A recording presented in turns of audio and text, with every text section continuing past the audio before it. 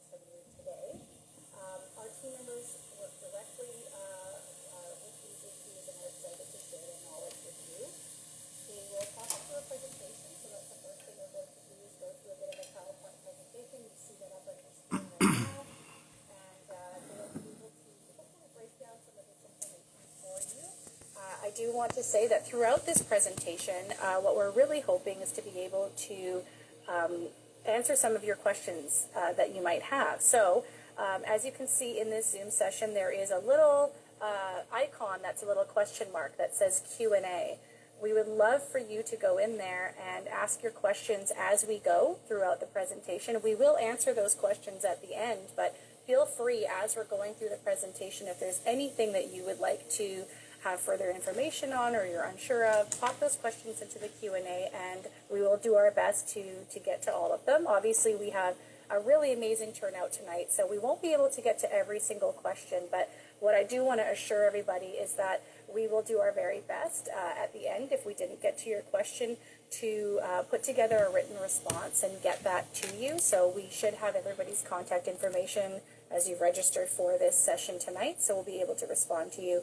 We know that we did do a previous session with the giverns community, and we had a lot of questions coming in, which is wonderful. And I do want to just let those folks know, if there's some of you that were on that session before and you didn't get a response to your question, we are actually working on those. Rest assured that we have responses coming to you for those questions. So we are just making sure that we're really doing our due diligence so that we can get back to each and every one of you. So again, if we don't get to your question today, we will get back to you with a written response. So before we go into our presentation this evening, again, thank you for those that, there's a few that I see have just come on now. We're doing this session today on water crossings and environmental monitoring, and we're going to do a great presentation and then get to your questions. Firstly, though, thank you for being here. I want to turn it over now to someone on our team, Axel Olsen, who is going to be doing an official welcoming for this evening. So, Axel, I'm going to turn it over to you. Thank you, Natasha. So, I'd like to welcome all the nations along the pipeline route for this great information session that Western has prepared for you today. This information will cover water crossings and environmental monitoring. So we have subject matter experts online to bring forward this presentation, and I'd like to take this time to thank you for your time and your participation in this information session. With that, back to you, Natasha. Thank you so much, Axel. So thank you again to everyone. Again, as we go through this presentation, the little Q&A question box on your screen there, you can tap that and you can type in your question. We encourage you type it throughout the entire, any questions you have as we go through the presentation, and then we will get to a Q&A at the end. And again, we'll try to get to as many of those questions. So I think we can go start the presentation here. I'm going to start off by turning it over to Tom Theere. There is an agenda here. These are just some of the topics we're going to go over. So a bit of an overview, regulatory and environment oversight, water crossings, giving you a basic idea of what those are, the ways that we protect water, our monitoring framework, the Indigenous Construction and Monitoring Program, as well as any upcoming activities, and then we'll go into the Q&A. And I'm going to turn it over to Tom Theere to give us a bit of a PRGT project overview. Yep. Good evening, good afternoon still. It'll be good evening shortly. Thanks, Natasha, and thanks for the introduction, and welcome, Axel. This presentation tonight, as we've just discussed, is focused on two really important topics for all nations and all rights holders across the right-of-way. But I just wanted to make sure everybody had a little bit of information about the project. If you joined, found out and got the information for the link and maybe don't know a lot about PRGT, I'm just going to give you just a really touch the highlights. There's a lot more details on websites and Environmental Assessment Office filings, but just to provide a little bit of information about the project.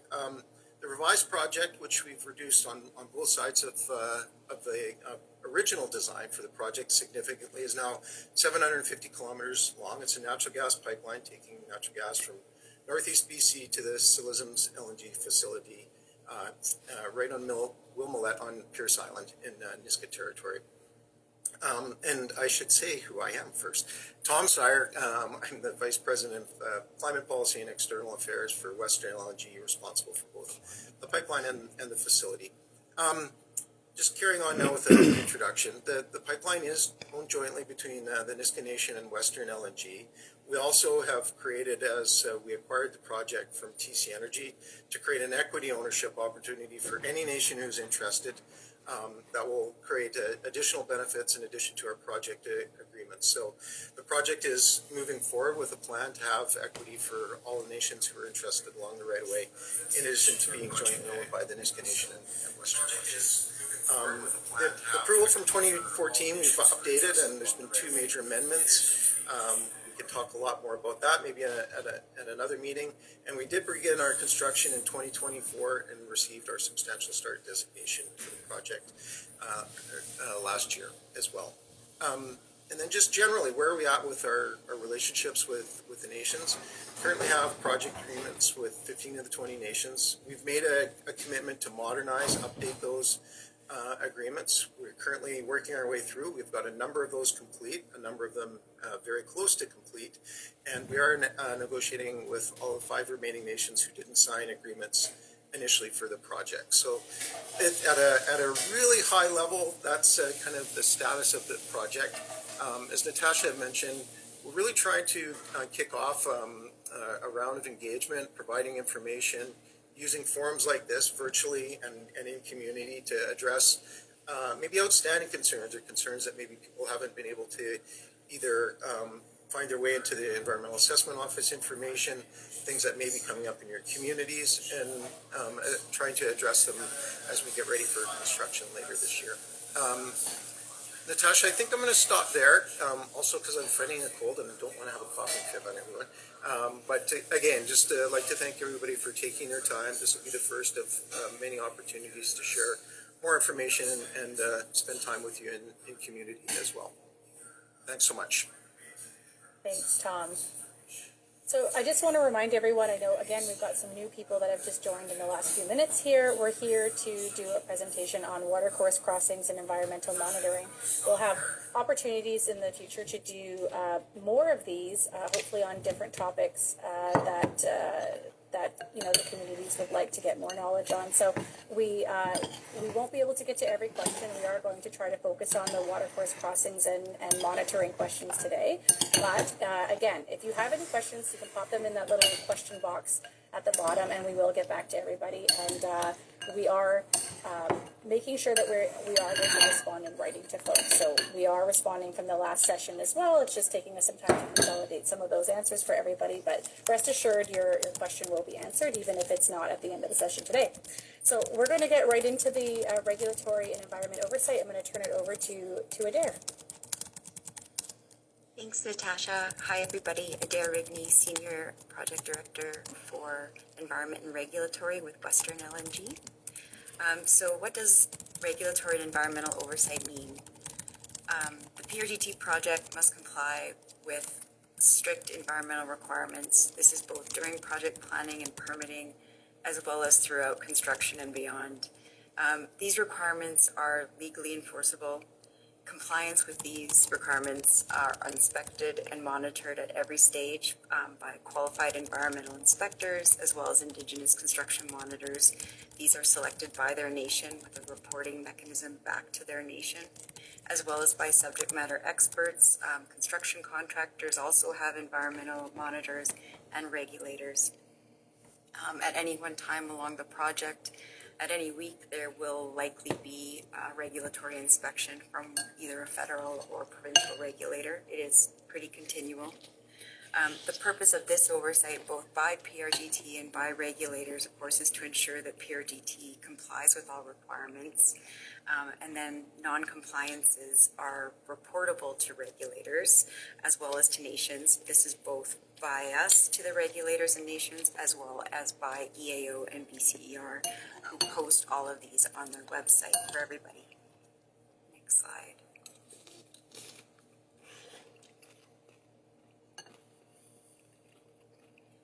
So PRGT is primarily regulated by the Environmental Assessment Office and the BC Energy Regulator. That means our primary permits, sort of the parent permits, are our Environmental Assessment Certificate and our BCR pipeline and facility permits. Between these, we have almost 1,000 permit conditions that must be met. Most of these are environmental. In addition to these, though, all activities have a permitting requirement as well before work can proceed in that respective area. So these are permits for water use, crossings, cutting permits for clearing, temporary workspace, investigative use.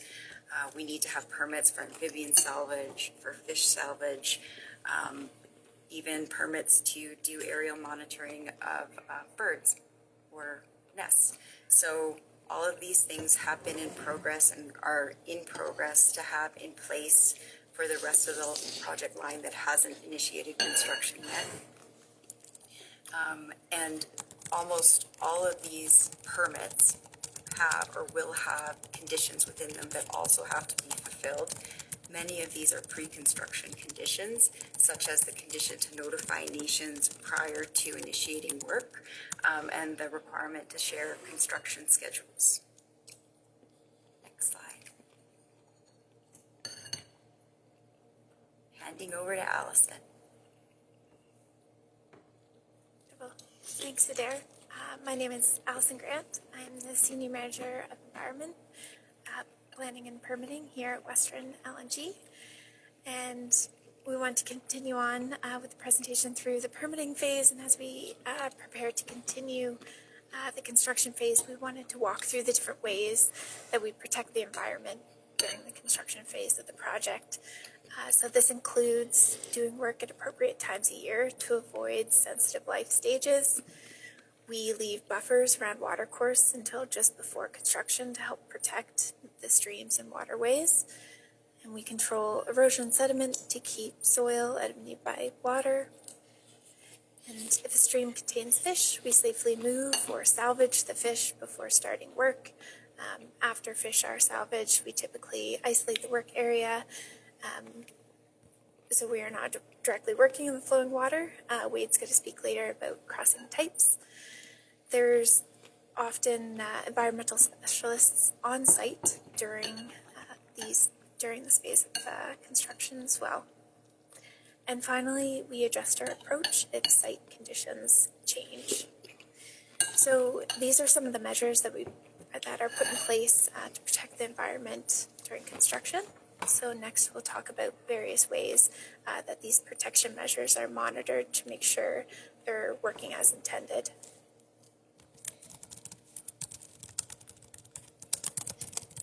So first, there is an Indigenous construction monitor on site. So Brody will speak to this program later on in the presentation. And again, there's environmental specialists who will monitor for topics such as erosion sediment control, water quality monitoring, and status of wildlife features, such as if they're active or not. There will be an environmental inspector on site during construction as well. And through all these various monitoring avenues, when issues are identified, they are raised right away in the field and resolved as quickly as possible. So, next slide, please. So, switching gears to Indigenous knowledge and traditional land use, we wanted to talk about how the reports and data that's been shared to date has been reviewed and is compiled for the project. The summary was shared with nations for review and confirmation and is in progress for most nations. We are also working with nations whose traditional territory is overlapped by the Marine and Eastern Amendments now on new traditional land use studies. In the past, we have been provided potential culturally modified trees from the survey company. So as well, these will be getting sent to each nation to review, determine if there are culturally modified trees or not. Lastly, I want to say that we are seeking traditional knowledge and traditional land use information to inform the project plans on an ongoing basis, and there is no end date to receive this information. Now I'm going to pass it over to Jason to talk about watercourses. I'm just going to step in here first. Just wanted to remind everybody on the call that you can pop your questions into the, at the bottom there's a little Q&A tab there that you can click, and you can enter in your question there. We are also just trying to stay with our topic today, which is watercourse crossings and environmental monitoring. So if you have any questions about any of these topics that you're seeing presented, please put that into the chat. Thanks so much, and turn it over to Jason. Hi, I'm Jason Moland. I'm the aquatics technical lead for PRGT and Western LNG. What is a watercourse? So watercourse, any streams, rivers, or creeks, and these in particular, the ones we're interested in are the ones crossing our pipeline. So at any location where a pipeline crosses, a watercourse is one of our watercourse crossings. Go next there. Each one is different. We have site-specific crossing methods for each one that we come up with in consultation with our construction contractors. And we have environmental experts. They assess the stream or river and how it flows, depth and morphology or stream shape, fish presence and habitat, and the banks and the surrounding areas. Planning considers timing, which is generally we are trying to avoid timing in sensitive periods such as spawning, egg development, fry emergence, or migration. And based on all the different factors that are at play with each watercourse, we try to select the best construction method for each crossing. Go to the next one. So once we get into the crossing and how water and fish are protected during construction, we have erosion sediment control plans in place to stop soil from entering the streams. We use barriers in terms of in-stream dams, controls installed before work starts. We We keep water moving around the site using pumps, flumes, or cofferdams. Pumps, we ensure that we have at least the adequate amount of pumping power to deal with flows that are anticipated during the crossing time, plus 100% backup just in case we have unexpected flows.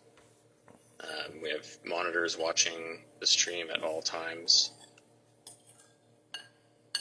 Water clarity is monitored via SONs and water quality monitors. If we detect increases in turbidity, then we pause the work, figure out what's going on, and implement mitigation. And then, this is environmental experts and monitors are present. Indigenous construction monitors are also an important part of the work. Pass it off to Wade. Afternoon, everybody. My name's Wade. I'm one of the environmental construction coordinators for PRGT. Just going to walk through a couple of the construction methods for executing the work through the watercourses. So our first one here, excuse me, is our trenchless crossing. So this is done by crossing beneath the watercourse, such as large rivers or sensitive areas. The pipeline may be drilled beneath the stream bed. This way, no construction can occur in the water, and all the fish habitat is undisturbed. The watercourse can flow naturally above the pipeline crossing over top of the watercourse. Next slide, please. Our second method here is isolated open cut crossing. So this is done by crossing through the watercourse by isolating the stream, salvaging all the fish, and then using pumps and fish screens and flumes as temporary barriers to guide the water around the work area. And then once construction is complete, the stream bed is restored to some of those photos you've seen in some of those previous slides. Next slide, please. Our third one here is an aerial crossing. So in some locations, the pipeline may cross over top of the watercourse, similar to a bridge. The water will flow freely underneath, and the fish will remain in the stream, and the stream banks will be protected and stabilized as needed. Next slide, please. Short and sweet, I'll turn it back to Jay.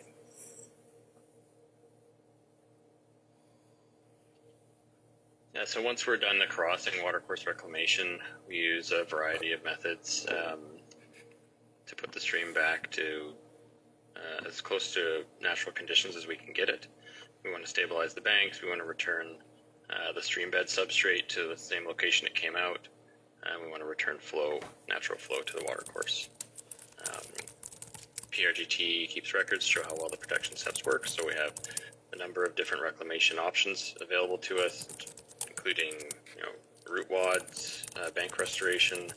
We use erosion sediment control matting, which you can see in this photo, to the site to prevent erosion from impacting the site. We can also use a variety of in-stream reclamation measures, including boulder clusters, sill logs. There's a number of different weir structures we can use to simulate natural habitat.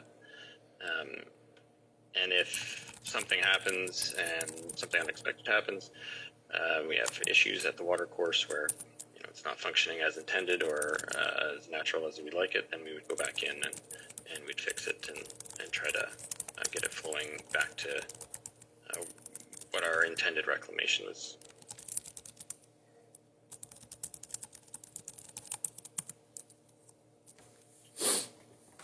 Thanks, Jason. Thanks, Wade. We're going to turn it over to our Indigenous Construction Monitoring Program, and I just want to remind everybody again that there is a little Q&A bubble at the bottom of your screen there, and you're able to pop in your questions there. We are trying to answer the questions today around the specific topic, watercourse crossings and environmental monitoring. So I see a lot of amazing questions coming in, so feel free to keep those coming, and as soon as we're done the presentation, we'll start to answer some of those. So I'm going to turn it over to Brody now. I'm the only one asking questions so far. Thanks, Natasha. Hello, everyone. My name is Brody. I am the manager of the Indigenous Construction Monitoring Program with Western LNG. Good afternoon or evening now, and thank you for attending and the opportunity to speak. And I'll provide a bit of an overview and an introduction of the Indigenous Construction Monitoring Program. I think you need to back up the slide there. Oh, no. So just to start and for context, I just want to mention that we've internally developed this program. So this is a starting point to be shaped by nation priorities, and the goal here is to make sure it fits under nation's unique governance structures, and most importantly, the nation's definition of success. Really, the key here is to have a program that's practical and field ready for use by the project team and contractors, and also to be referenced by the Environmental Assessment Office for compliance purposes. The aim of the program is straightforward. Nations have direct on-the-ground presence through the Indigenous Construction Monitoring Program to observe work. They support respectful practices and help identify concerns early. So on this slide, I'll do my best to summarize the program, what it is, and why it matters. So the Indigenous Construction Monitoring Program, it's a collaborative initiative between the project and participating Indigenous nations, and that's just designed to uphold cultural, environmental, and regulatory commitments through all phases of construction and reclamation. So practically, it works by embedding Indigenous construction monitors within field teams. So those Indigenous perspectives are integrated into day-to-day oversights. Monitors serve as like the eyes and the ears of their communities and ensure that on-the-ground accountability.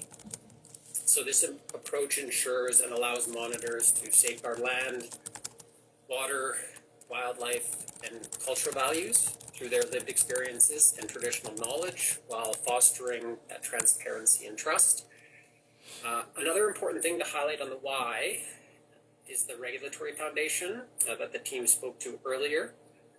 The Indigenous Construction Monitoring Program is a mandatory requirement under the Environmental Assessment Certificate, specifically conditions 40 and 44. So it reads that the holder of the certificate must implement a construction monitoring program that allows Indigenous nations to observe and report on construction activities within their traditional territories. So again, through the program, monitors are empowered to be actively involved in daily field construction, affecting real change. They will support mitigations, working alongside construction and the environmental teams to ensure correct measures are applied at the right time, by identifying concerns early, raising issues, and ensuring they're addressed quickly in a culturally respectful way. So next, I'll kind of speak to the oversight and capacity building components that make this work and how they support long-term benefits for nations in the project.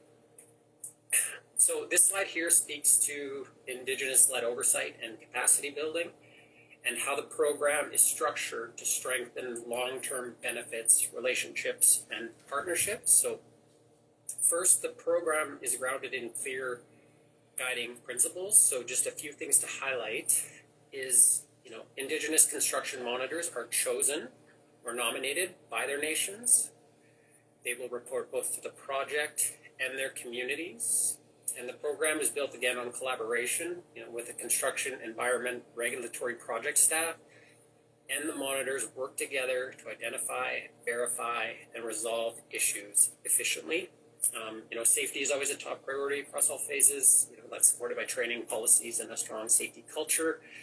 And there's transparent two-way communication with structured reporting loops back to nations and project leadership. The training, employment, and capacity building approach is intentionally tiered. So the monitors will start with foundational training and progress through mentorship, seasonal refreshers, certification pathways, such as, some, for example, pipeline code or inspection certifications, or if, specific monitors have interest in erosion and sediment control. This will be, again, based on their individual interests wants and needs.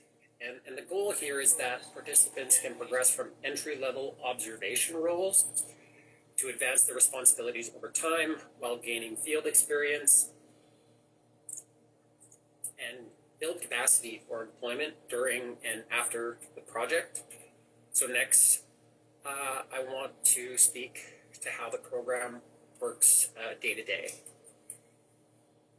So from a governance standpoint, the program leans on a structure where Indigenous construction monitors are integrated with the construction management team and work alongside the environmental inspectors, advisors, and qualified professionals. So with respect to key roles in the program, there's a program manager who leads the life cycle of the program. He serves as a central liaison between the nations, project leadership, and regulators. The field superintendent, who provides technical oversight, he ensures that high-risk coverage and resolves cultural, environmental conflicts in real time. The team leads will manage and monitor assignments, the safety onboarding, coaching, weekly roll-ups to nations, and then the Indigenous construction monitors who observe activities, they verify mitigations, they note sensitivities, and file daily field reports to the program and their nation. So operationally, the program is designed with a distributed staffing model, so that provides consistent field coverage and leadership oversight across the construction corridor. Buzzwords. For work, rhythm and coverage, the project is currently divided into 4 sections, and these will be aligned with nations' geographies.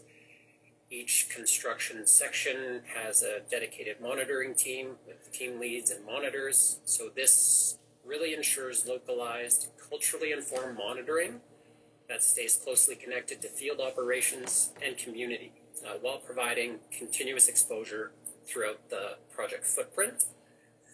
The scheduling monitor, again, ensures that maintained coverage. Monitors are on staggered shifts and rotation schedules to maintain that consistent presence across work fronts during working hours. And now just connecting to the table you have on this slide, the program employs a risk-based monitoring framework to prioritize oversight based on the potential effects of construction activities. Essentially, so resources go where those effects could be highest. So the program defines high, medium, low risk monitoring activities. It provides guidance and recommendations on coverage frequency, reporting expectations, escalation triggers to ensure appropriate oversight of cultural and environmental sensitivities. So high risk is what we've called, work that is imminent or potential impacts or effects, and requires continuous monitoring with real-time reporting and escalation. So high-risk examples, of course, include watercourse crossings, also things like work near, wetlands, riparian disturbance, blasting major earthworks, complex tie-ins, things like that. Medium risk activities with potential like moderate or localized effects can be managed with standard controls. Would include things like grading or topsoil stripping, stringing, bending, welding, non-critical ESC maintenance, just to name a few. And these are recommended to require daily monitoring with scheduled spot checks, with superintendent review through weekly roll-ups. And then low-risk activities with kind of limited cultural or environmental effects and minimal sensitivity, like lowering in backfill in stable areas, camp, yard, office inspections, viewing minor signage or fencing, things of the like. These activities are monitored periodically, or rotationally, and summarized in weekly reporting. So I think it's important to kind of highlight how concerns get actioned. So the program does include a defined escalation ladder. So, I guess just simply put, like issues are identified by monitors, they're assessed by team lead, You're evaluated with inspectors, where there's imminent risk to safety, cultural, or environmental values. Resolution plans are implemented, and corrective actions are verified. So, just to close or wrap up, I'll just leave you with a few remarks. So, again, the Indigenous Construction Monitoring Program is an initiative that fulfills the regulatory requirements. It's designed as a practical field program, provides risk-based coverage and structured reporting. The benefits include real-time monitoring, there's an employment piece to it, there's capacity building, there's training, community engagement, and risk mitigation, all to ensure cultural and environmental values are upheld through construction and reclamation. That's all I had. Thank you for your time.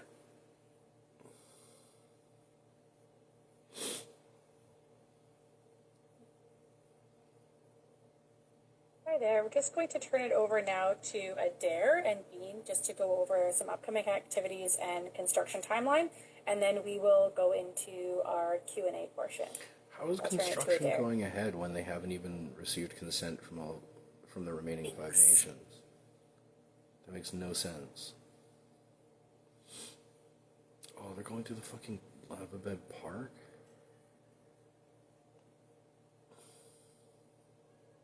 Right, we have another busy year in front of us. We're going to continue in 2026 to progress the required permits. These are some of the main ones that were the focus for this year. In addition to that, there are the standard ones for roads and water use and watercourse crossings. These are all either in hand or in progress, but we're still responding to questions and meeting with nations to discuss. In addition to that, there's the Fisheries Act permitting that may be required at certain locations, Canadian Navigable Waters, Heritage, Benishka Memorial Lava Park, Park Use Permit, and then Wildlife Act permits. In addition to that, we'll also be continuing to progress updates to some key management plans. So that is also still to come. And on all of these applications and for our management plans, we'll continue to engage nations to discuss and support the development of these. For the portions of the right-of-way where construction has not been initiated, there are also remaining pre-construction surveys, studies that are required. You can find commitments for these in our terrestrial construction environmental management plan, which is publicly available on the EAO's EPIC site, as well as these are driven by regulatory requirements and to support permitting. So the main ones for this year are seasonally dependent ones like bear den surveys. There's also archaeological studies on portions of the route, aquatics assessments. We do need boots on the ground for all streams, all watercourse crossings, and then marine assessments, including remote operated vehicle for the deep water section. So for all these, we will continue to engage with nations to collaborate on the preparation for these and the execution as well. So there will be participation opportunities, and as well we will be going out on contracting opportunities for the construction environmental support activities. So by that I mean the water quality monitoring, fish salvage, the nuts and bolts of performing the environmental mitigations to support construction. Thanks.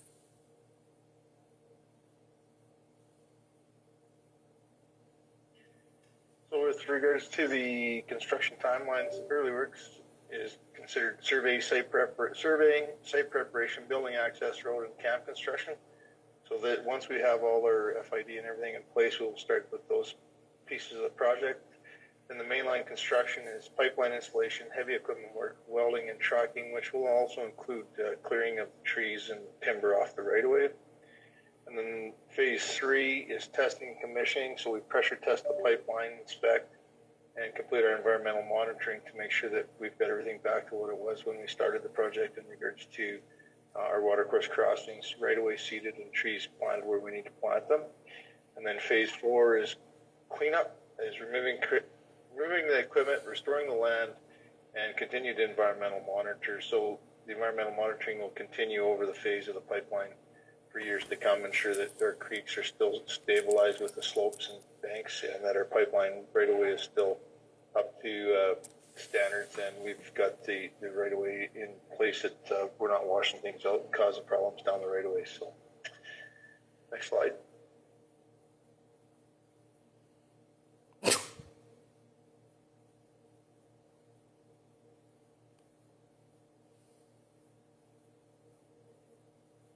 Thanks so much to everyone for a presentation here. Just wanted to put in here that if folks are interested in working on the project, I know sometimes we get a lot of questions on that. The email here is work@prgt.ca, and if you have any additional questions, I mean, we've got a lot here that we're going to get to, but you can email us as well at prgt-info@prgt.ca. Also, I just wanted to state that you can go to our very active Facebook page, which is, you can look up our PRGT project on Facebook. We also have our website as well. So there's lots of different avenues to find some information.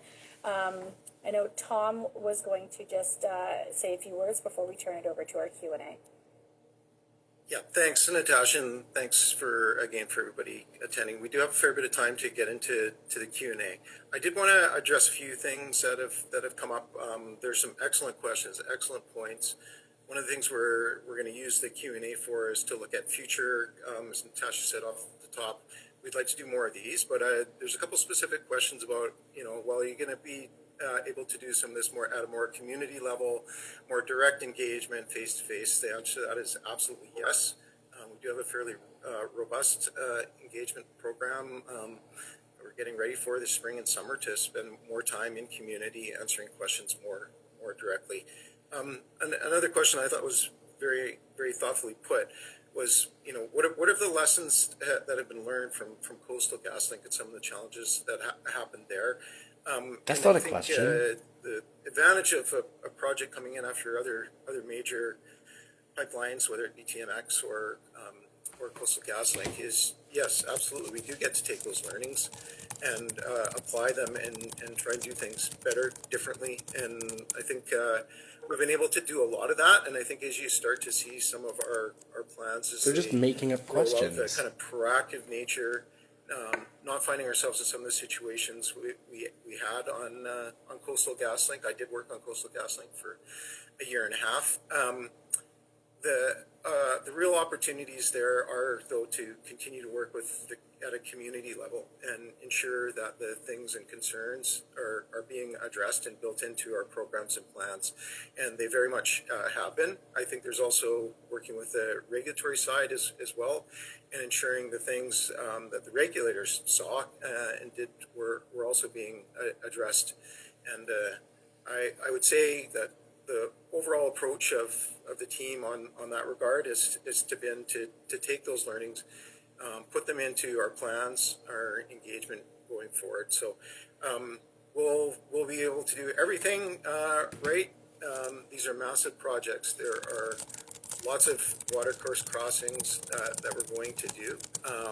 This emphasizes and why we wanted to have a fair bit of detail on the Indigenous Construction Monitoring Program, because that is an important accountability tool to both community and also to help us build a better project. So I'd also like to address one comment that one of the questions had about they'd like more transparency around both the questions or whatnot. We will be able to provide answers to every one of the questions that we get. As Natasha said off the top, though, we won't be able to do that in its entirety in this session. So hopefully you'll get a good flavor of the questions that have come in. And again, some of the questions that maybe aren't for topics of tonight, I would say I think almost everyone that I read, we do have plans for future engagement at a community level as well.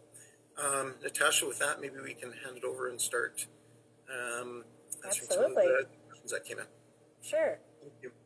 So we got lots of great questions here. The first one off the top that we received was, what do you mean by salvaging fish? And how are you dealing with the rivers with fish like coho? So I'm going to turn those two questions That's over not to Jason. what I asked. Why even bother fucking asking questions? Sure. So how are we going to deal with rivers with fish like coho?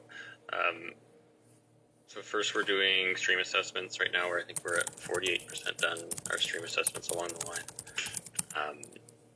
And those assessments are going to identify fish and fish habitat that are in these watercourses. Once we've identified the habitat and fish present there, we're going to work with construction and schedule construction to avoid sensitive life stages like we went through in the presentation.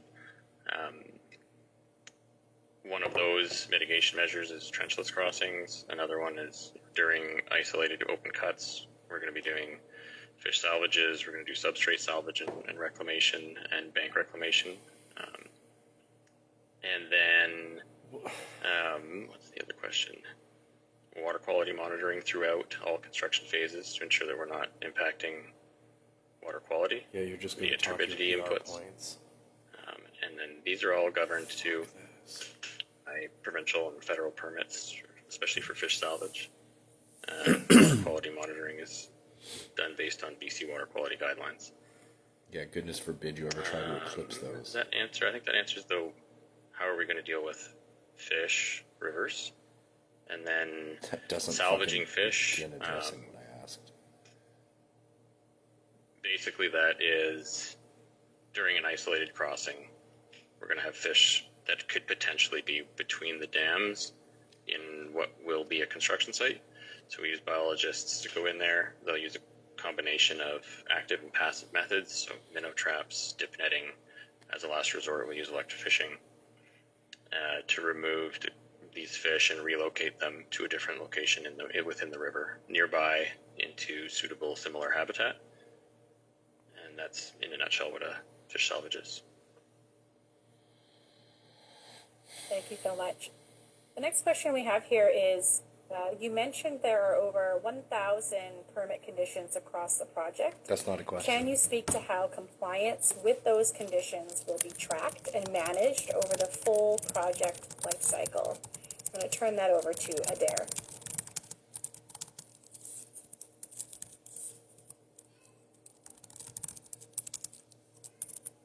Thanks, Natasha. Yeah, there are a lot of conditions, and it's going to take some effort to manage them. So what we are doing is implementing a compliance monitoring software package that we are currently standing up right now. So this is where all the conditions and commitments to nations will be tracked. The teams here will be Why even have a tasked fucking with Q&A? verifying and confirming when things are addressed or done. So right off the top, when you have your pre-construction conditions, our teams will need to go through, take a look at things, confirm whether things have been met or not. Have we received approval? Have we done that notification? Once all of those associated with a 500 meter to 1 kilometer increment is confirmed, that's when work can progress in that area, as an example. And then throughout construction, environmental inspectors and the Indigenous construction monitors, they complete daily inspection forms. These will feed into that system to show that key things are being monitored, what those results are, and then if there is a non-compliance identified, we have both an annual reporting requirement as well as within 72 hours, and there are commitments as well to inform nations depending on what the non-compliance or what the issue is. So for example, water quality monitoring exceedances, that goes out to the nations as well as regulators. So that's an overview of how we're going to be tracking and managing that.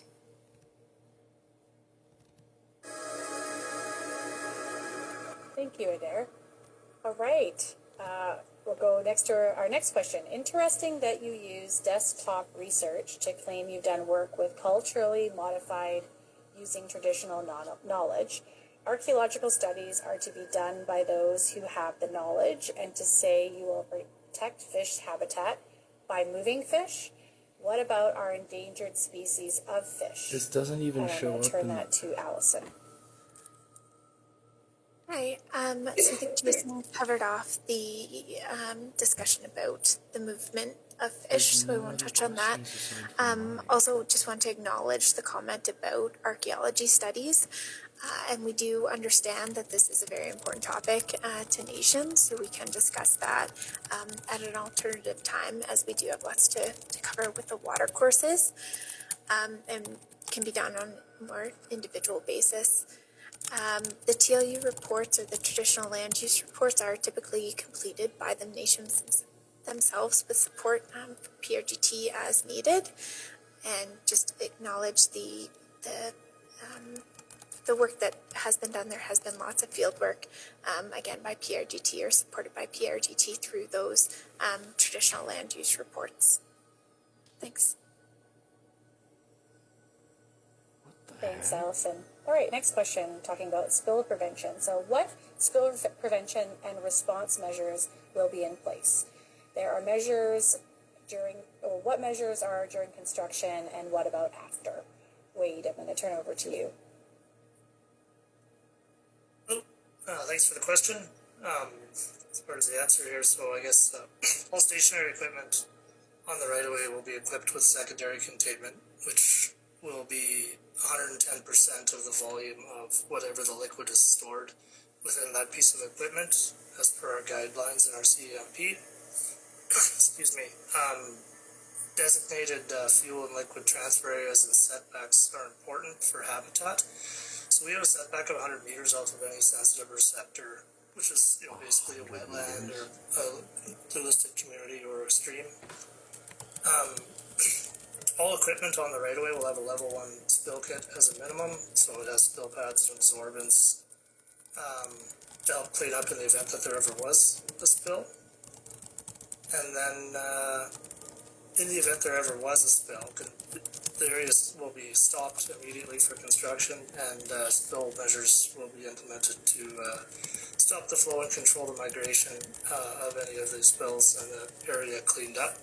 And then we'll not dispose of any petroleum products near on the right of way. So I can't. that's pretty much. I can't. This is Great, thanks. Next question here is, what are unexpected flows? In what circumstances would you need to keep water moving safely? And same question for relocation or salvaging of fish. I'm going to turn that over to Jason. I think the fish salvage part has been covered, so I'll just talk about unexpected flows. I think maybe the best way to deal with that is kind of an example, I guess. So typically we can use in the field data, or we can use a flow estimator like BC Water Tool, and that'll give us average flows for an area for a given time. So let's say we expect 1 cubic meter of water per second to be flowing in a water course for a given crossing time over a 2-week period. We would be expected, based on our conditions, permit conditions, to have at least 2 meters cubed per second of pumping capacity available to us. If we experience a high rain event during this time that flooding brought our expected flows above those, that sort of 1 to 1.5 meters cubed per second, then we would implement our backup pumps, and we would also bring in simultaneously. We would be bringing in more pumps because now the expected flows are higher than what they would be, or than what we thought they would have been prior to construction. So it's constantly managing water and ensuring that we have backups to deal with these flows as they increase on us. And one of the best ways we can do that as a construction group is to complete our crossing in a timely manner, so we're not dealing with a lot of that large temporal scale. Thanks, Jason. All right, the next question here is, how does the PRGT project permitting circumvent the Riparian Areas Protection Act and its requirement to maintain a 30-meter buffer around watercourses? How does the BCER and EAO rationalize this level of disturbance to riparian areas? Adair. Yeah, absolutely, for sure. So these interactions were assessed as part of the original environmental assessment as well as amendments. It's also part of our BCER permit applications. So when construction overlaps with RMAs or riparian management areas, we are required to get a permit. That permitting process provides an exemption to the regulation that protects that specific area for the defined work we've applied for. And part of our work is to limit or narrow down the amount of interactions we have. We do need to look to narrow up the right-of-way. We don't want to interact a lot with riparian areas, including wetlands.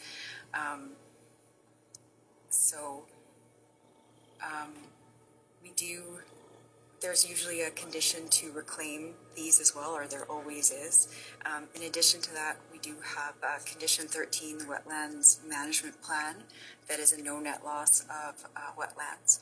And that requires that there is no net loss of wetland function and area, or there is an offsetting piece at the end. And then for stream riparian areas, that is something that Jason went over. Thanks, Natasha. Thanks, Adair. All right, we're going to go over to a couple of questions around trenchless crossing. So the first question is it an HDD or DPI? And then that goes along with that is, with trenchless system, is there a possibility of hitting an empty pocket that could drain a watercourse? And has the area already been surveyed? Dean, I think I'm going to turn over to you to talk about the trenchless system. Thank you for that. So HDD is a horizontally directional drill, and it's engineered with a curve in it. A DPI is a direct pipe where the pipe is installed and welded to the back end of the drilling machine. And then depending on the length and ground conditions, depends whether it's a DPI or an HDD. So if there's lots of sand and cobbles, it'll be more of a DPI than an HDD, whereas an HDD needs more stable soils like clays and solid materials so that the actual drill will be successful in being able to pull the pipe in. And then the other question with respect to draining a pocket or hitting a pocket and draining the water course, in 25, 30 years I've been involved in trenchless crossings and pipelining, I've yet to see a river be drained or a creek being drained by hitting a pocket, as we're usually well below the creek or any other piece that we're crossing with a trenchless crossing. So therefore, have not seen, don't expect to see us be able to drain a creek. What does happen is we do have frack outs, which means that the bentonite can creep to the surface, but that's not very common either. It just happens in rare conditions where we have overpressures and the mud will seep to the surface, but that is not very common in a lot of the trenchless crossings that we deal with. This is bullshit. Thanks, Dean. I know there were a lot of trenchless crossings done on Coastal GasLink, so there's a lot of examples, I think, there as well. We're going to go to the next question here, which is what standards are used for establishing environmental conditions being monitored? How are these standards, for example, suspended solids in water courses, when there are no baseline data for waterways? So, Jason, I'm going to turn to you for that one. The standards we use for the project are the BC Water Quality Guidelines for the protection of aquatic life. You can find those online and also in our project documents. Water quality for baseline, we use baseline water quality stations during construction that are outside of the influence of our construction, so upstream, typically 100 meters. We shouldn't have any influence on that area.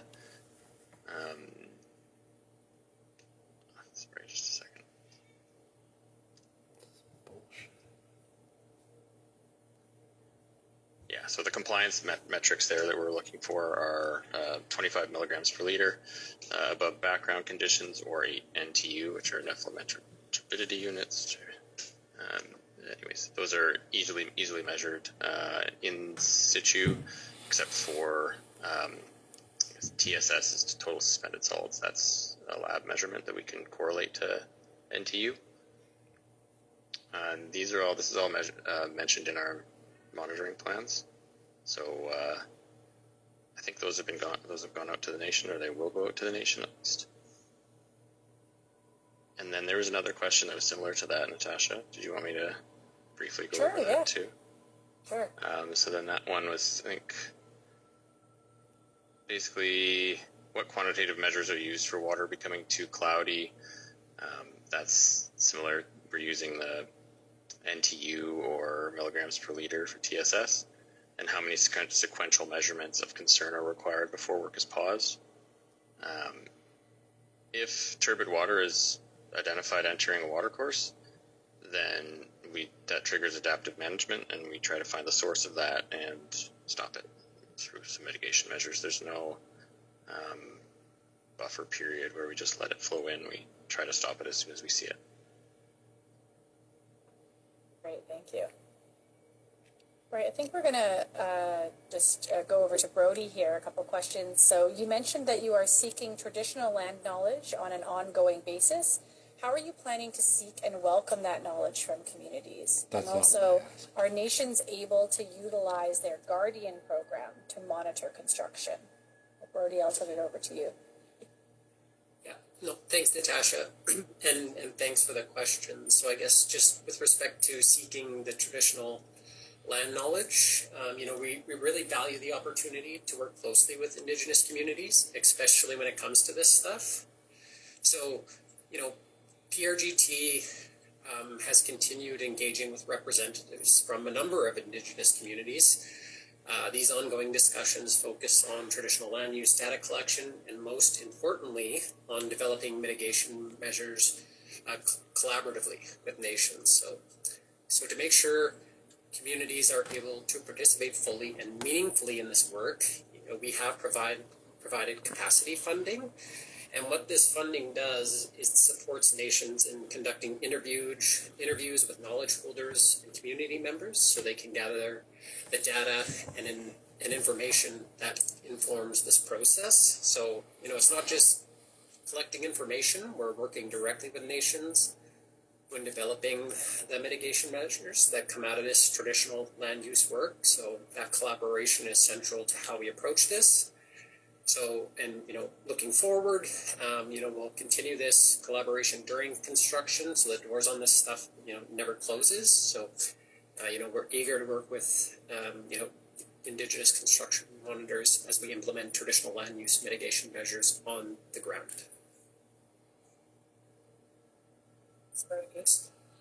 And then I guess with respect to utilizing Guardian programs to monitor construction, again, thanks for the question. Short answer is yes. So, we're really looking forward to, getting out into the community, working with each nation to understand their preference on who they would like involved in the Indigenous construction monitoring program. So that would include options for nations to put forward their guardians to serve as Indigenous construction monitors. So, we'll be starting engagement with nations here shortly on the monitoring framework that was developed. And, that ensures that each nation has an opportunity to review and provide feedback so we can refine it together where needed. So, and then just touching on the onboarding and the orientation for Indigenous construction monitors, that will ramp up as we get closer to construction-related activities. We really want to make sure that everyone is well prepared and supported before work begins on the ground. So again, in short, yes, nations are absolutely able to involve their Guardian programs, and we'll be working collaboratively to finalize that framework and prepare monitors ahead of construction. Wonderful, thanks, Brody. All right, I'm going to go to a question here for I think you, Wade. Where is all the material that is moved stored? What happens to the microbiomes contained within those sediments? What happens with contamination and cross-contamination from different material stores and microorganisms that may be introduced to the sediment when it is stored? Wow, I'm surprised you're going to tackle that one. Thanks for the question. So typically during our grading process on the right-of-way, ideally our right-of-way is stripped linearly, but the soil will be moved across the right-of-way, straight across. Ideally, I mean, some instances we get into some areas where the soil has to be trucked, and if that's the case, the soil will be trucked and stockpiled and labeled separately, particularly creek riparian sensitive soil. There's always going to be a barrier or a gap between the soil piles to limit cross-contamination. Microbiomes, PRGT will reduce and minimize the physical disturbance and protect habitat conditions around the water courses, avoid prolonged exposures to maintain sediment geochemistry. And then as part of our grading and stripping of the project, so around water courses or just the general right-of-way, I mean, we're out there to strip this into horizons. Again, the A horizon being your topsoil, and then your B horizon being your subsoil. And then making sure that it's all stored separately and labeled and signed.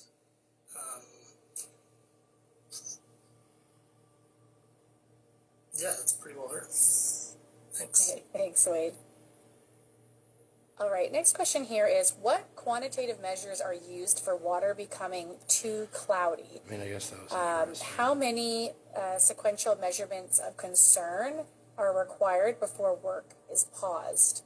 So Jason, maybe you can take that one.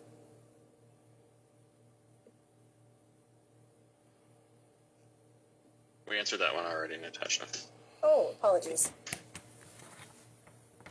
All right, I'm going to give you one here then, Jason, since you're on camera. Are additional protections in place for non-fish-bearing waters with upstream connectivity to fish-bearing systems? This seems critical given the continuum of water courses and potential propagation of upstream impacts to downstream habitats.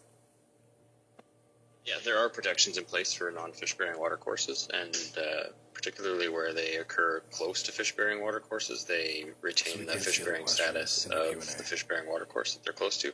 But even for ones that aren't close, like immediately adjacent to a fish-bearing watercourse, we're still going to implement our adaptive management if we see turbid water or identify turbid water entering those watercourses. We're, as environmental inspectors, we're going to find those sources and assign mitigation to stop them. Great. I'm going to go back to you, Wade, actually.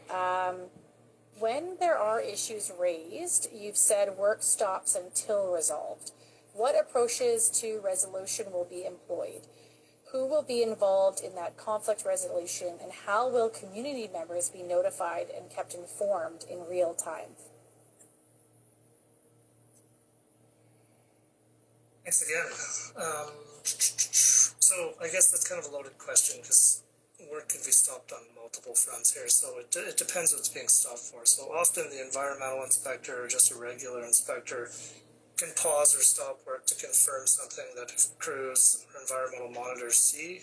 Once that's satisfied, it could be just as simple as, a 5-minute shutdown, or it could be a 3-day shutdown, depending on what it is.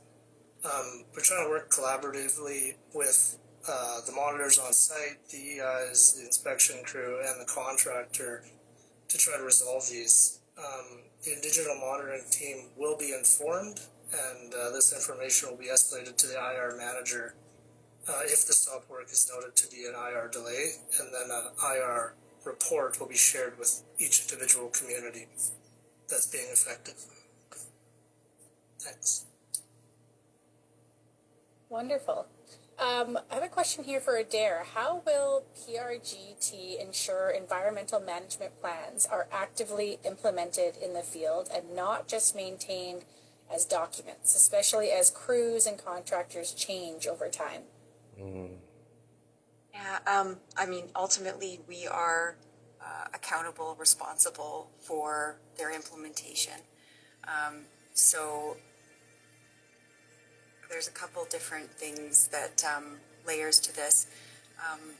Number one, there is the compliance framework or the compliance software that we discussed earlier that will be used to show that not just conditions and permits, but all the commitments that are in the environmental management plans have been met prior to something being initiated if it's pre-construction. So that's one item. Number two, these management plans are contractual documents with construction contractors. So they are required under the contract to perform and comply to them. So it's not just a regulatory requirement, it's also contractually required. This gives us different mechanisms to ensure things are going to be completed. And then we also have the environmental inspectors who are going, and the Indigenous environmental monitors who will go through a lot of training to ensure that they know these inside and out so that they can help onboard the construction teams and are there to ensure they're being implemented as we progress. Because there are a lot of these. I think right now there's going to be a total of 59 for PRGT in total, and quite a few of these also require oversight by an independent qualified professional, including the grizzly bear plan, for example. Great, thanks, Adair. All right, next question here is, does mature riparian planting occur after construction to restore nature percent coverage, especially important in small streams whose thermal regimes are particularly responsive to air temperature and irrigation? I'm going to turn to Allison on that. Hi. Yeah, so riparian planting is one of the reclamation, sorry, just lost my spot. Riparian planting is one of the reclamations that will be used on the project to reclaim the riparian habitat over various growing seasons, and this is outlined in PRGT's Construction Environmental Management Plan and Reclamation Program. Thanks.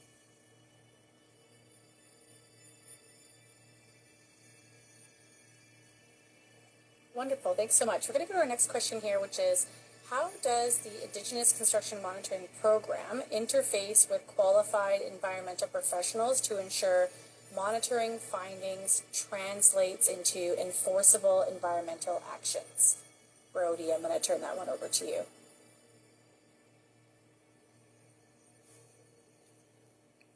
Oh, sorry, Natasha. I'll need a minute. Adair, did you want to hop in for this one on the construction monitoring program? Sure. Yeah. I'm happy to as well, Adair. We can tag team it. I'm over a coughing fit, so I'm good for at least 30 seconds, I think. Okay. Yeah. Thanks, Tom.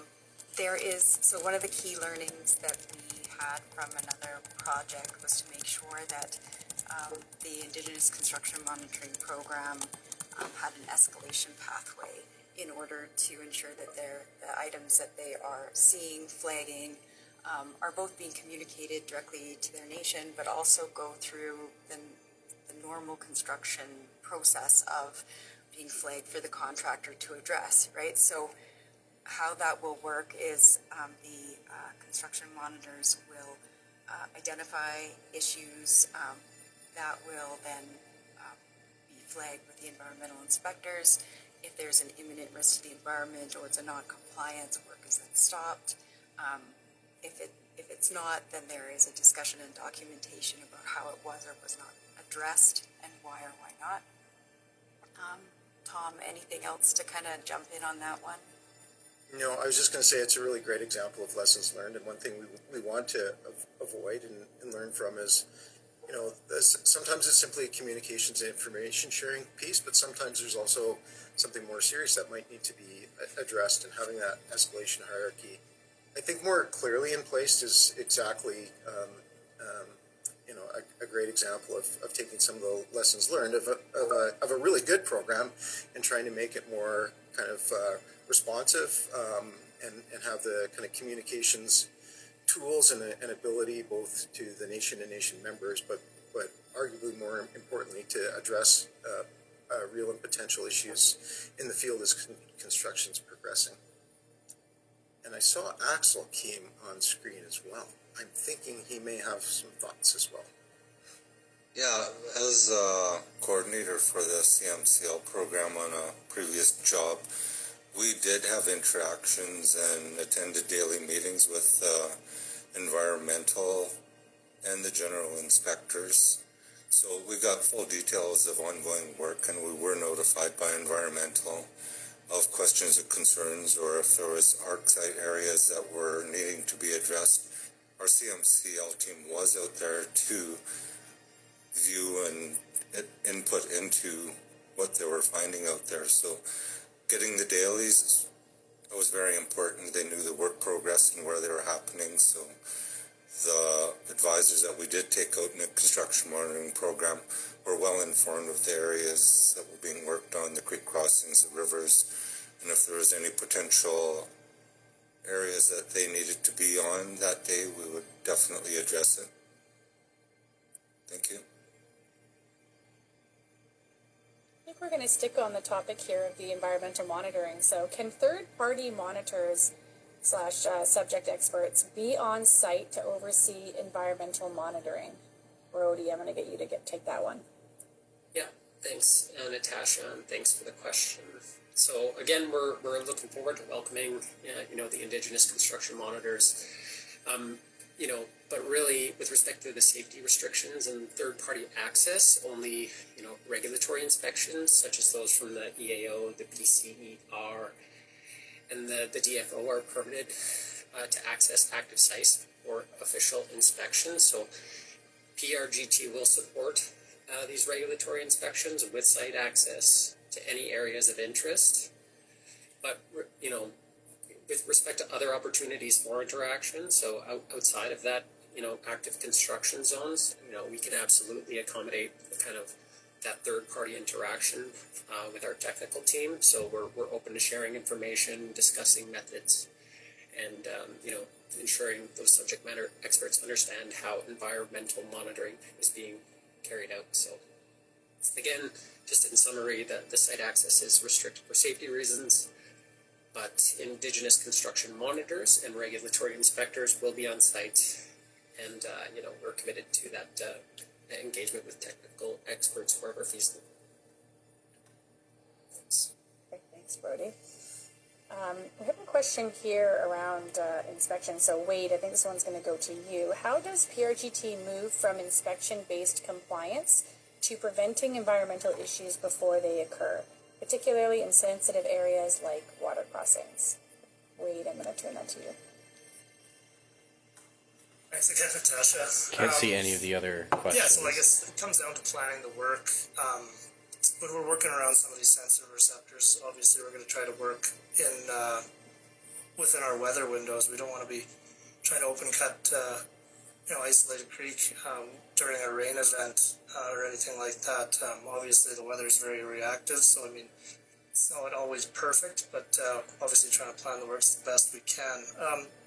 We kind of did have some lessons learned, and we're trying to move into the 21st century here too with some continual monitoring and some sediment erosion control live data sets to try to show real-time inspection points to see if there is a problem to try to mitigate and show hotspot problem areas that we could track a little bit better. Hope that answers the question. The next question here is, what are the potential effects of different water crossing types on local groundwater or off-channel connectivity? Has there been work to assess groundwater around stream crossings or any relevant research where this has been examined? Question for Dean.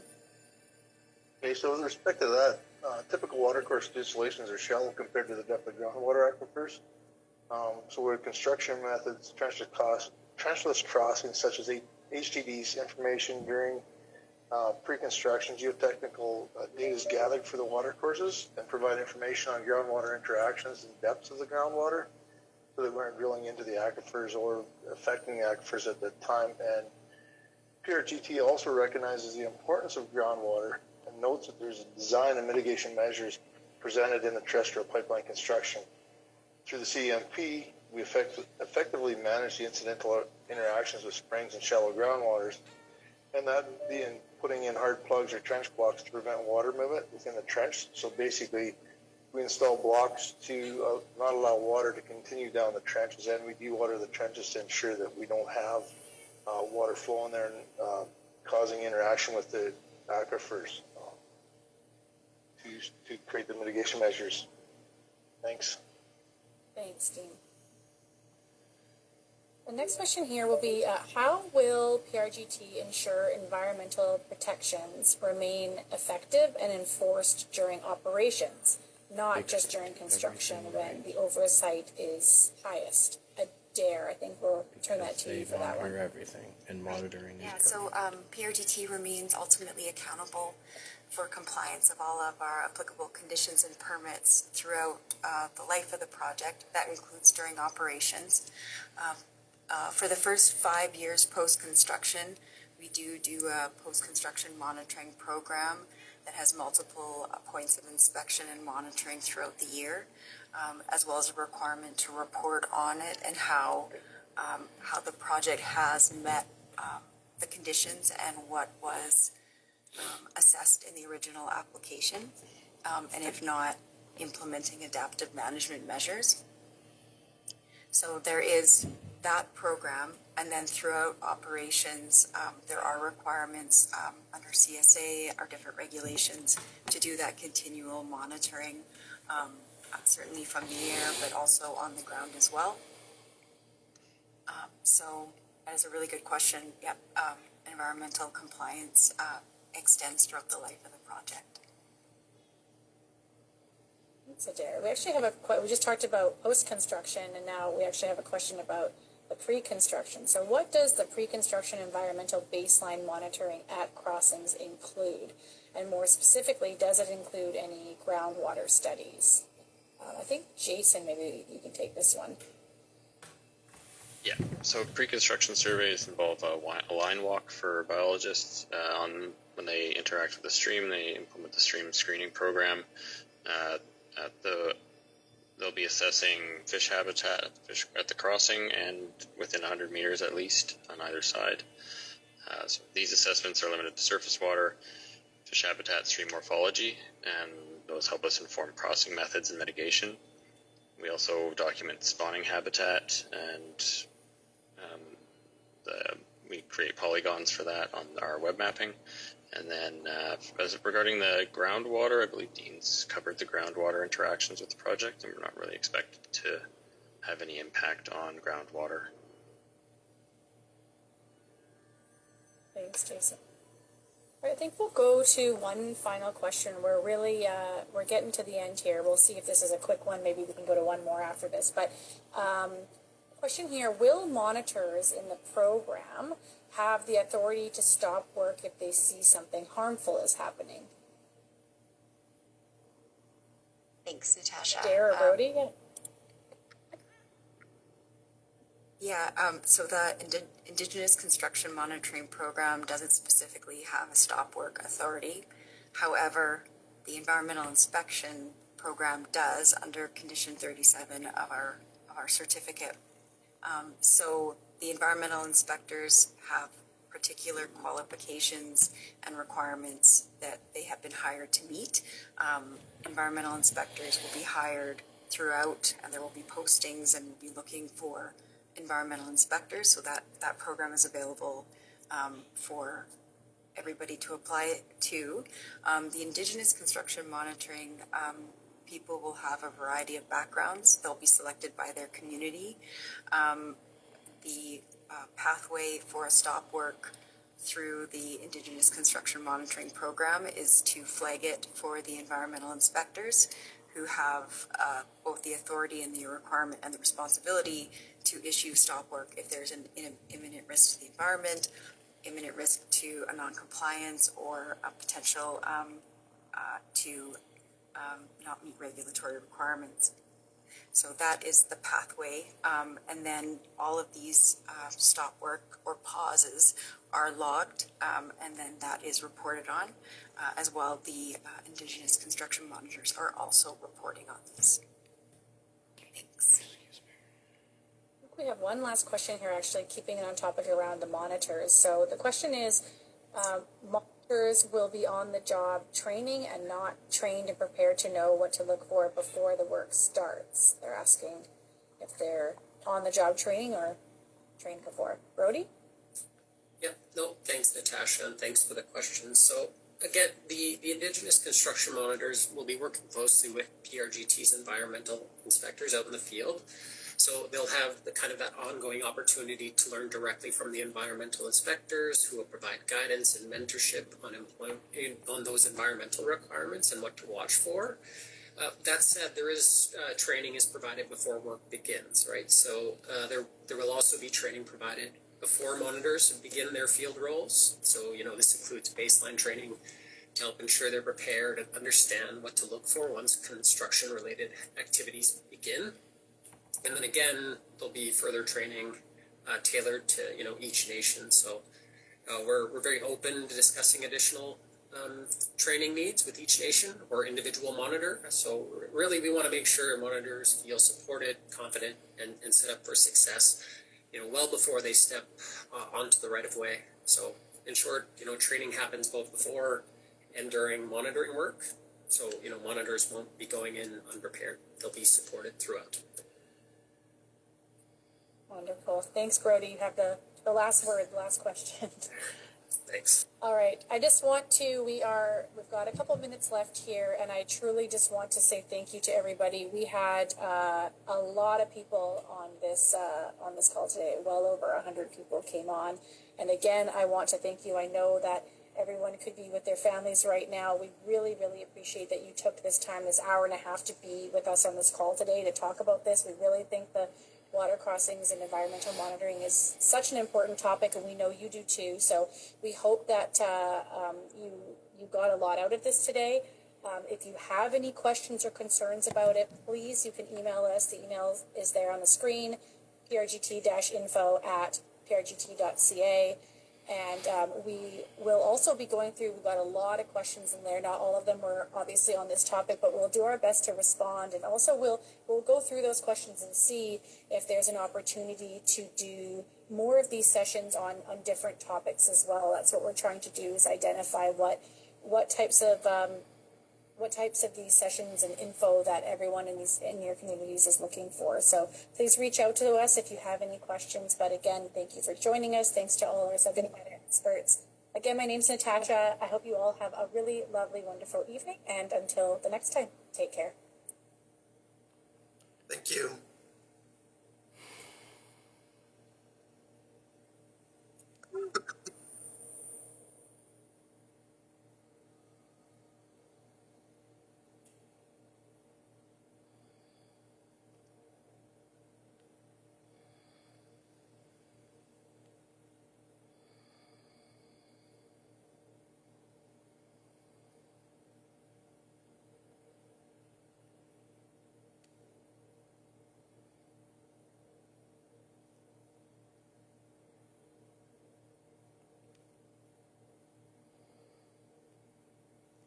Recording. PRGT info at. Well, that was cool, I guess. I'm turning this off. That was kind of whatever, but hooray, I guess. All the same.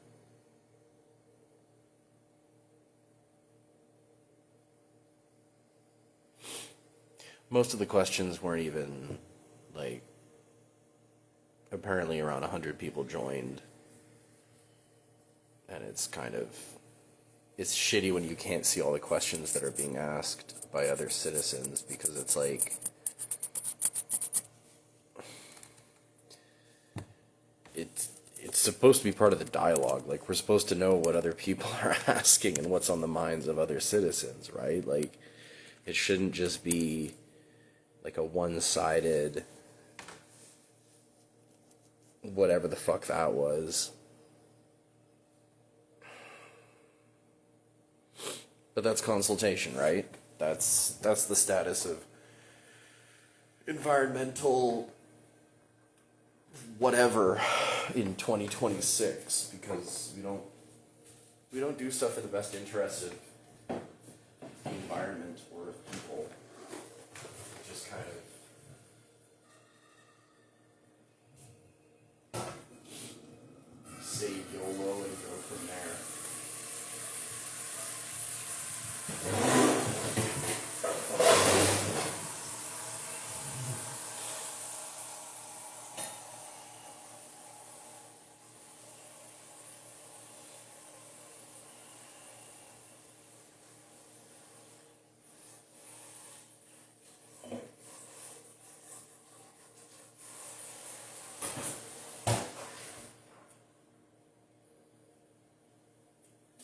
I mean, ultimately, we're using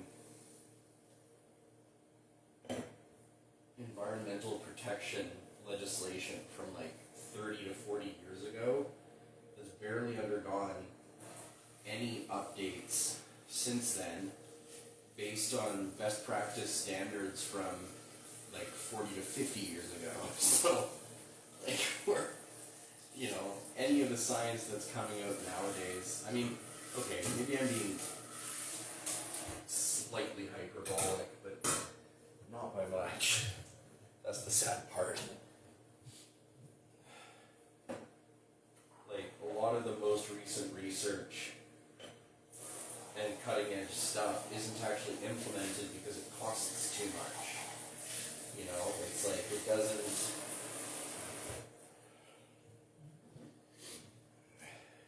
We just don't care. The government doesn't care.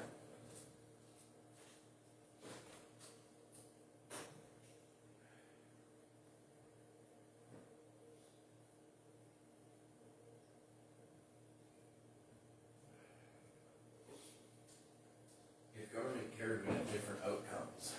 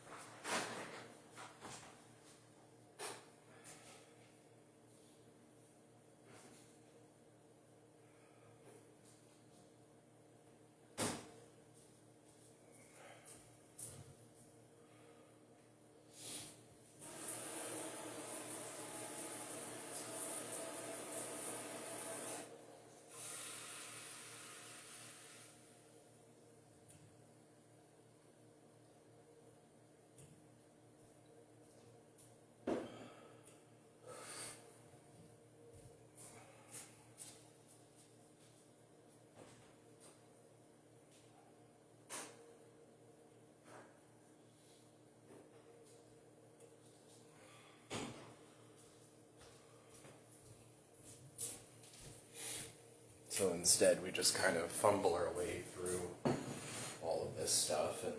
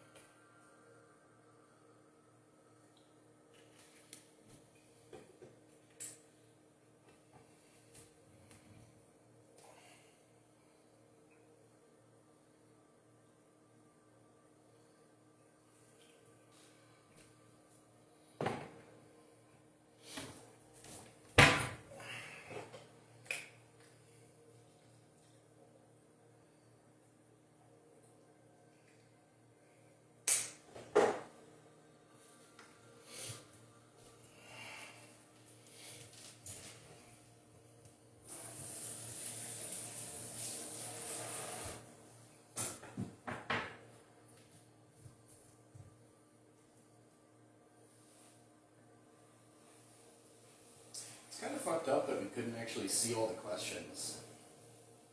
I think that's...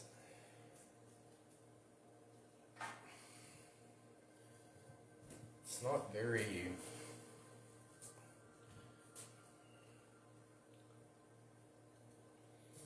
It doesn't make a lot of sense.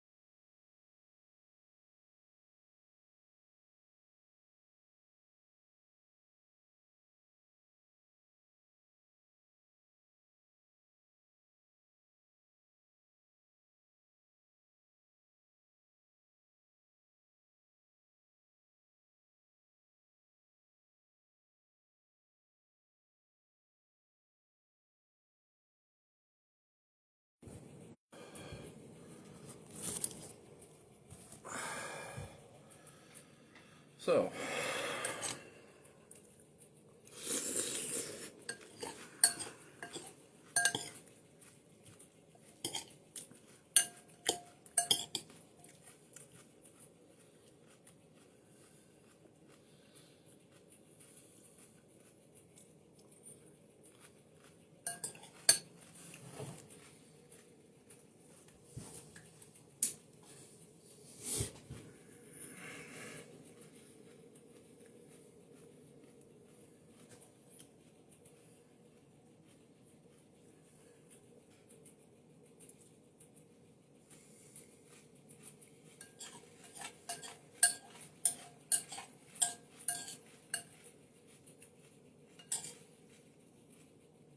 with apologies to my housemate.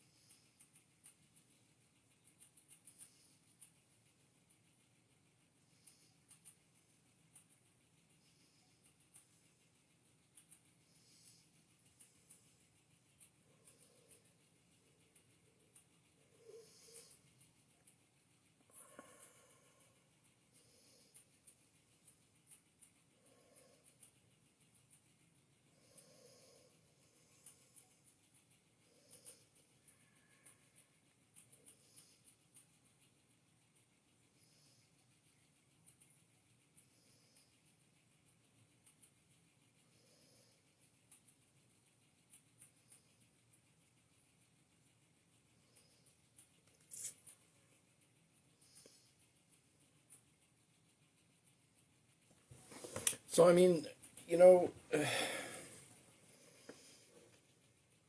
I guess it was interesting, generally.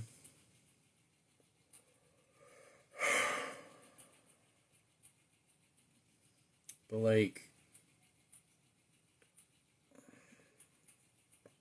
it all sounds so good until it actually hits the ground, and then you're like,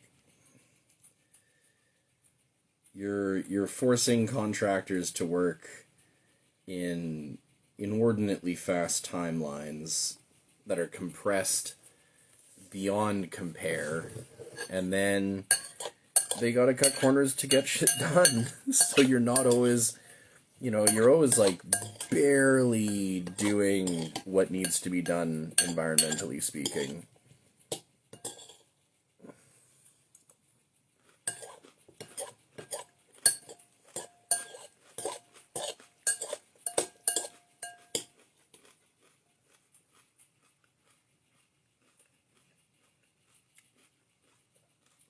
So,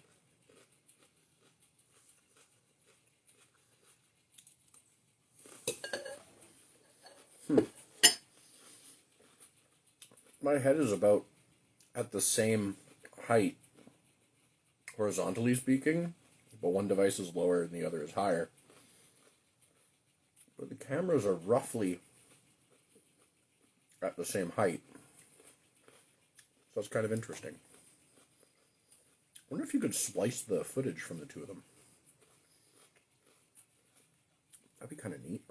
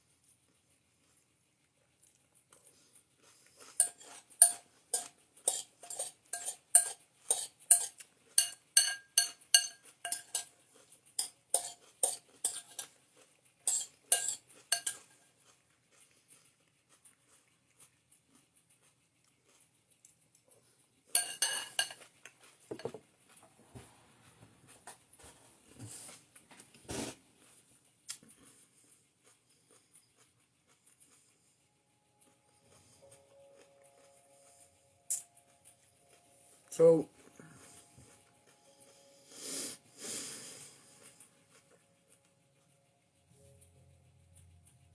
sort of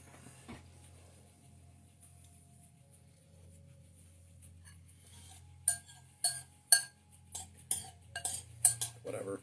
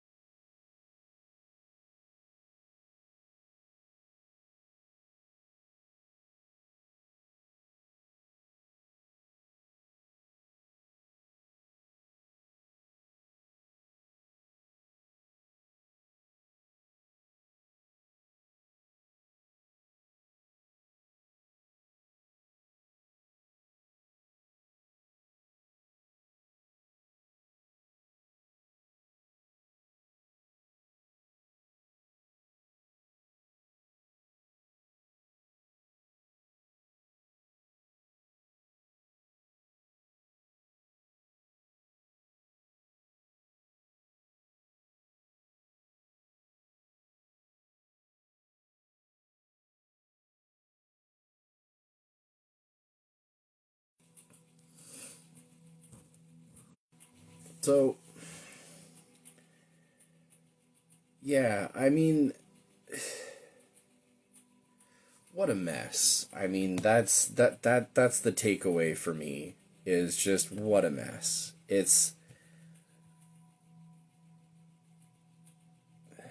reliant on such old legislation. There are so many of these different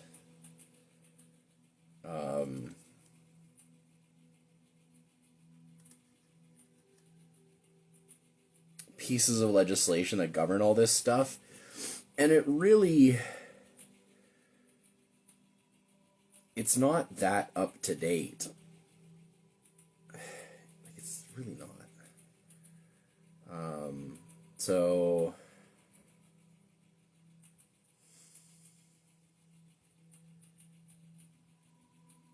I guess we do the best that we possibly can, and that's what everybody's doing. It's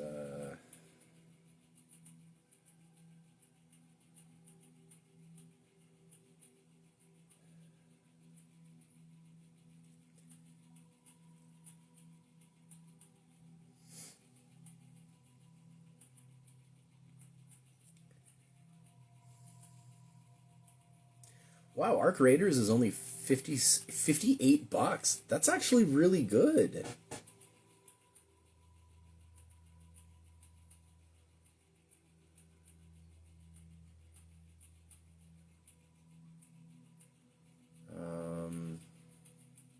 That's a little bit surprising, honestly. I didn't anticipate it being... Wow. Resident Evil Requiem is $95.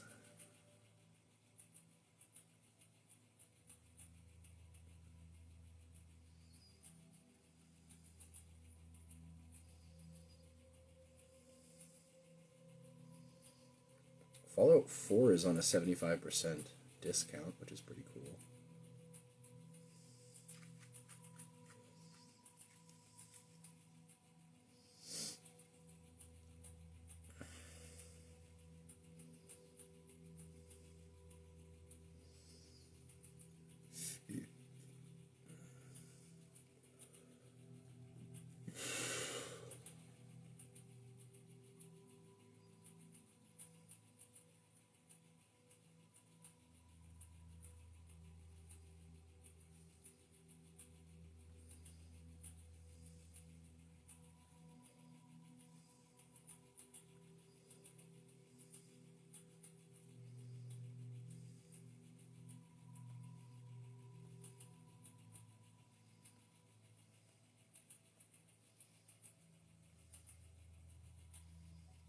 Wait, what was the other game that I wanted to look at?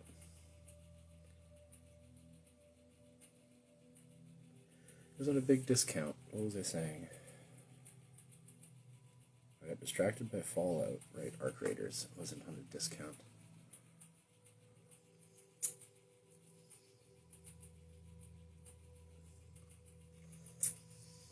Multiplayer extraction adventure set in a lethal future Earth, ravaged by a mysterious mechanized threat known as Arc. I'll add it to my wish list. Yeah, it seems like a neat game, and lots of people are playing it, so it can't be terrible.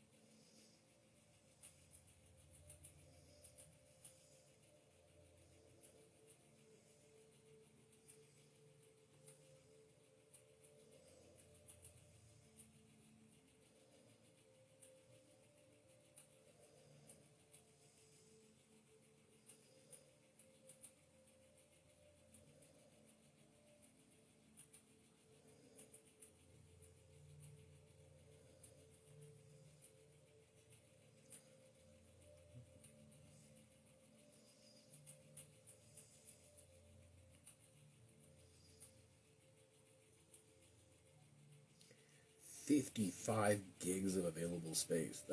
That's insane.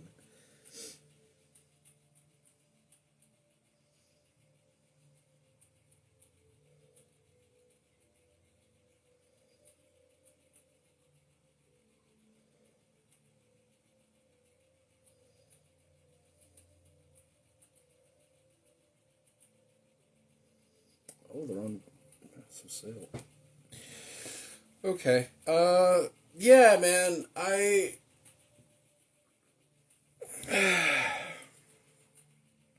don't really have that much to say, I guess. It's kind of...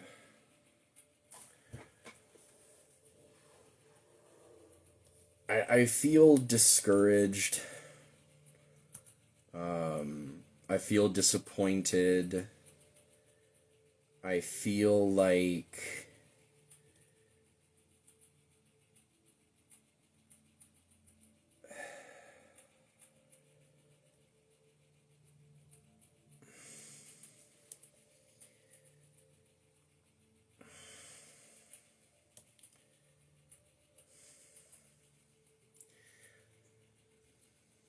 I feel like things are just weird.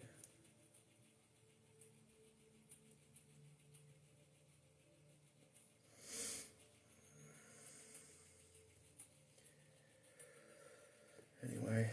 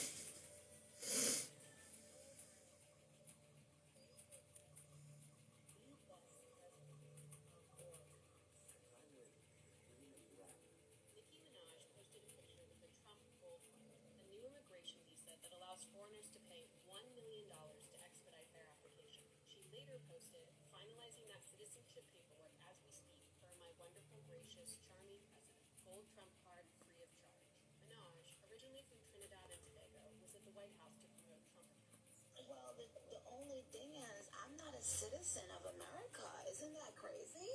But I've been in the States for many years.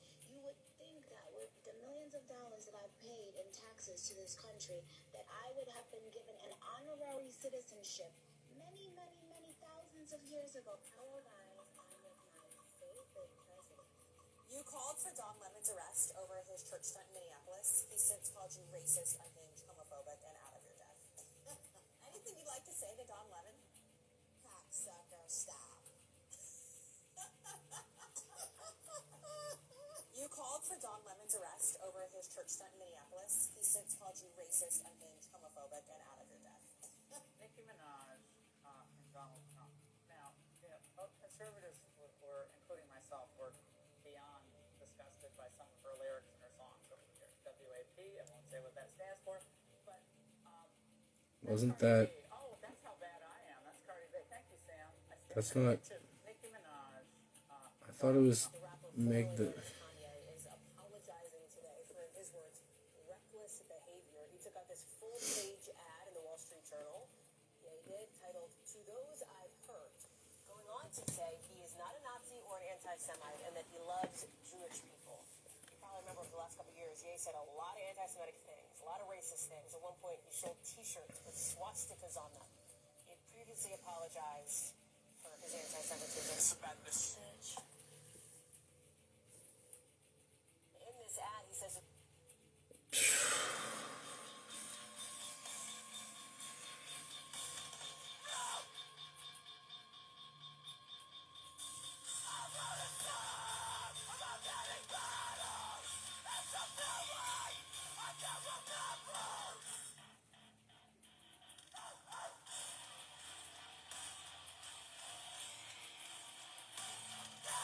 This is fucking sick.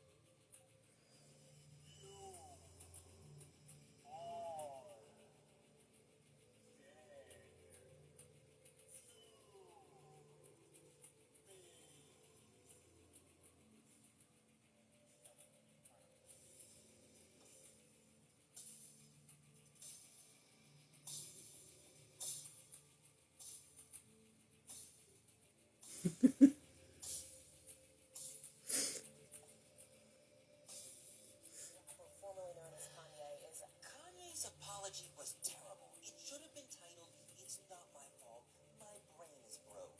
What he's done here is sorry with a Kanye shrug. Chat, peep this bus and play dish from the 16th century, made in the workshop of an Italian whistler named Orazio Pompei. Money Max and Sigmas would pull out Myolica plates like this at dinner parties just to flex their aura points. Look how Rogue laced it. He went goblin mode with all these colors. My key tough materials to work with. But he ate, and that glow still slaps 500 years later. Chat, would you bring this dish to the function, or is it chopped? Either way, Girly Pop is the moment, and she's living rent-free in our heads and in the National Gallery of Art. Chat, keep this butt. Some TikTokers threatening to stop the scroll. We are posting factual political information, and they are censoring our content. Alleging the app is suppressing videos about the fatal shootings in Minneapolis. TikTok USA is broken. Aaron Parnas, a political content creator, showing one video he posted that appeared to receive more than 200 comments, but listed 0 views. The company blaming disruptions on a power outage, writing, "We're working with our data center partner to stabilize our service." We need a change to designate the use of the term Zionist as a proxy for a protected attribute as hate speech. So if somebody were to use Zionist, of course you can use it in the sense of you're a proud Zionist, but if you're using it in the context of degrading somebody, calling somebody a Zionist as a dirty name, then that gets designated as hate speech to be moderated against. Over the course of 2024, we tripled the amount of accounts that we were banning for hateful activity. We also have, I think, over 24 Jewish organizations that are constantly feeding us intelligence and information when they spot violative trends. There is no finish line. There's no finish line to moderating hate speech.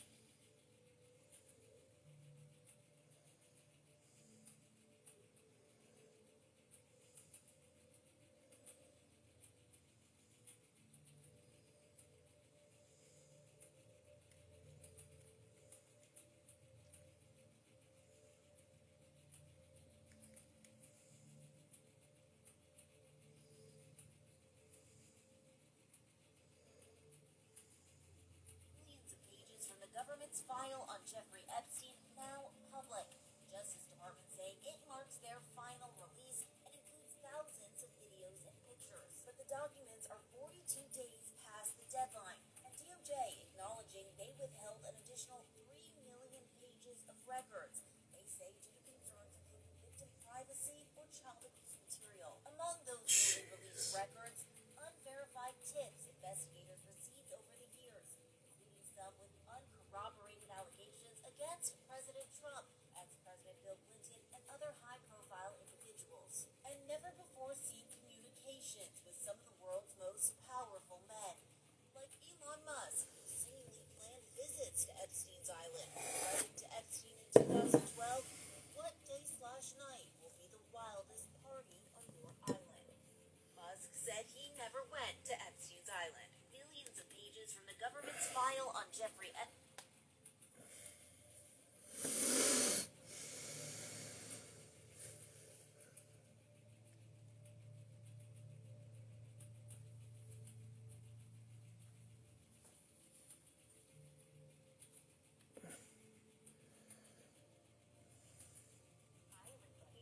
Still love all these emoji Zoom things.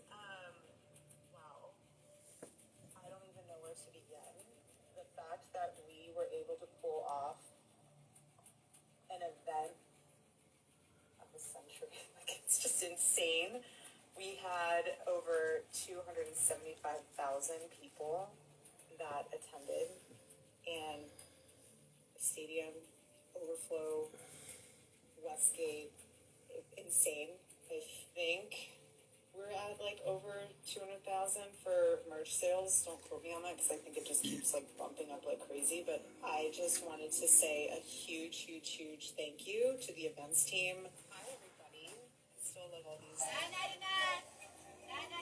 $50 right here. $20.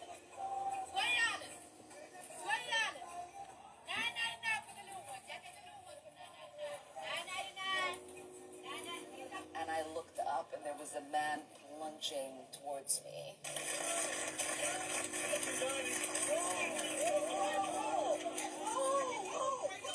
And there was like some liquid thing that I at the moment thought it was like a spit. And so I, instinctively tried to like punch him basically for trying to spit on me. You thought he was spitting on you? Yes, because there's some liquid that hit my folder and the podium, and then I could feel maybe something. So you thought a guy had come up and spit at you? That's what I thought. And then I heard, yes. While you did this? Well, I mean, that was, I was raised with 3 brothers who are older than me, and so, you learn that maybe taking the first punch when somebody is bigger than you yields you better results. And I looked up, and there was a man. Girly Pop is the moment, and she's living rent-free in her heads. Girly Pop is the moment, and she's living rent-free in her heads. Yeah. World's fucked. How about yours? World's on fire. You stay on fire. It's all good. Everybody. Yay. Okay. Have a great day. 3 hours, 53 minutes, 36 seconds. 2 hours, 36 minutes, 32 seconds. I've got to catch up on my Instagram posting. That's all I gotta say. I'm pretty far behind. I also need to start getting more sleep. I've got so much shit to do. Okay. Y'all take care now. Bye-bye.